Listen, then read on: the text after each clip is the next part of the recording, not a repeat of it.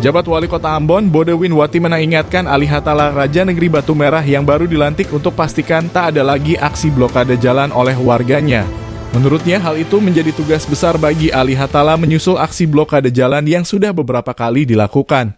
Saya tidak mau dengar ada orang yang tutup jalan, ini jadi pekerjaan besar untuk Bapak Raja, kata Watimena usai pelantikan Senin 11 Desember 2023. Watimena mengatakan keberadaan jalan raya itu adalah fasilitas umum milik semua orang, sehingga warga tidak berhak untuk memblokade ruas Jalan Jenderal Sudirman semau mereka.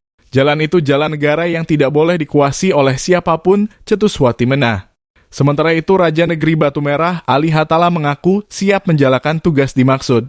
Apa yang menjadi arahan dari Pak Wali saya siap menjalankan, dan semoga tidak ada lagi aksi palang jalan dari warga, tandasnya.